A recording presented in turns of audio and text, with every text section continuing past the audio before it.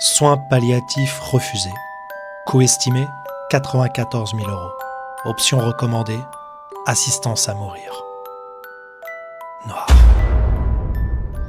Imaginez un futur pas si lointain où vivre trop longtemps devient un fardeau économique, où l'euthanasie n'est plus une question de dignité, mais de budget. Bienvenue dans le monde des soins palliatifs privatisés, bienvenue dans le vrai visage de la mort médicalement assistée, économique. On parle souvent d'euthanasie comme d'un choix éthique, un droit à mourir dans la dignité. Mais si on vous disait que derrière ce droit se cache une logique froide, la rentabilité. Les soins de fin de vie coûtent très cher. En France, on parle de 5 000 à 10 000 € par mois en soins palliatifs. Aux États-Unis, jusqu'à 30 000 $ par mois. Pourquoi ? Un lit, des calmants, de l'humanité. Mais cette humanité a un prix, et ce prix grimpe. Et dans un monde vieillissant, avec plus de retraités que d'actifs, la question commence à déranger. Combien vaut une vie qui ne produit plus rien ? Alors, quelles sont les données économiques glaçantes ? Prenons des chiffres concrets. En France, près de 60% des dépenses de santé concernent les 5 dernières années de vie. Le coût moyen d'un patient en fin de vie est 10 fois supérieur à celui d'un adulte en bonne santé. Alors certains économistes commencent à poser la question taboue. Et si l'euthanasie devenait une solution budgétaire ?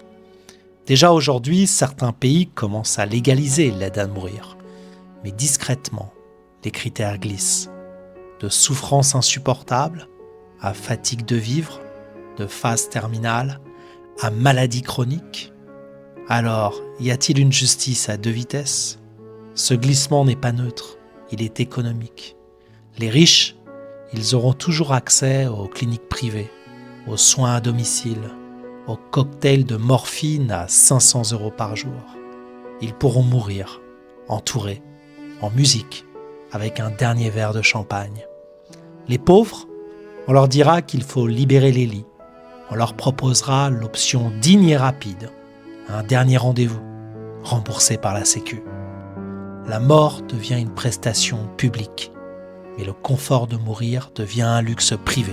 Alors la biopolitique du vieillissement ? Dans les années 2050, les plus de 65 ans représenteront un tiers de la population européenne. Le modèle social ne tiendra plus. Le rapport actif-inactif sera inférieur à 2 pour 1. Les retraites explosent, les hôpitaux saturent et le déficit s'aggrave. Alors les gouvernements, à défaut de réformer, chercheront à optimiser. Priorisation des patients à fort potentiel. Et un mot reviendra en boucle dans les rapports technocratiques. Rationalisation. Et quand on rationalise, on choisit qui mérite encore d'être soigné. Les algorithmes de la mort. Imaginez un algorithme de l'assurance maladie. Vous avez 84 ans, Alzheimer, un diabète avancé. Le modèle calcule espérance de vie restante 9 mois.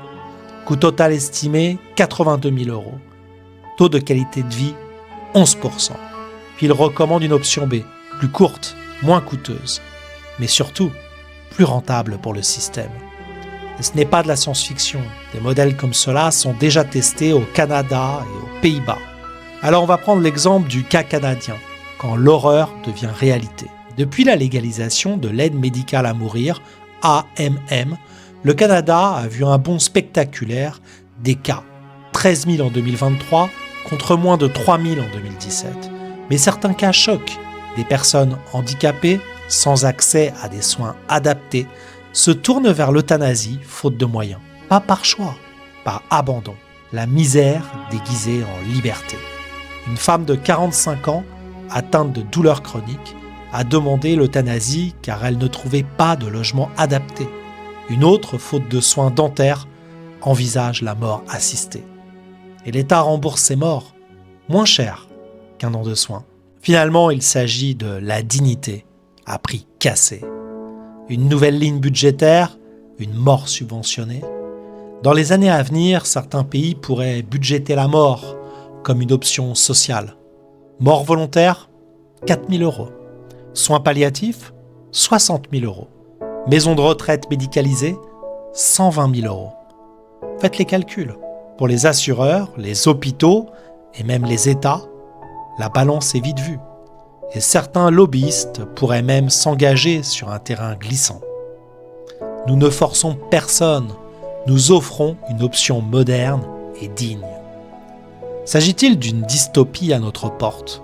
Dans cette logique, imaginez un monde où, à partir de 75 ans, une évaluation annuelle détermine si vous êtes éligible à la poursuite des soins. Un crédit santé vous est alloué, ajusté selon votre patrimoine et votre productivité passée. Et au-delà d'un seuil, les soins deviennent à votre charge, sauf si vous choisissez de partir. Les assurances vie incluent une clause prime bonifiée. Et si vous acceptez l'aide à mourir avant 80 ans, les héritiers récupèrent plus. Le système économise. Tout le monde est gagnant. Sauf la morale. Mais alors, que faire ? Faut-il interdire l'euthanasie ? Non.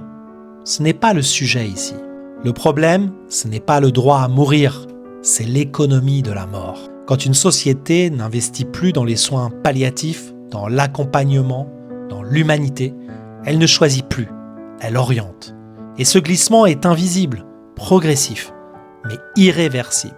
Alors, je vous appelle à réfléchir. Posez-vous la question.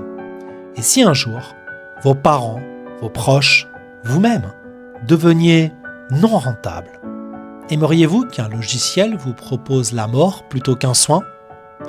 Accepteriez-vous que l'État, pour économiser, vous pousse gentiment vers la sortie ? Alors, qu'est-ce qu'on peut dire en conclusion ? Comme toujours, le mot japonais de la fin, ikigai. Le sens de la vie, ce qui nous pousse à continuer. Quand une société oublie l'ikigai de ses anciens, elle cesse d'être humaine. Elle devient une machine, froide, efficiente, mais vide.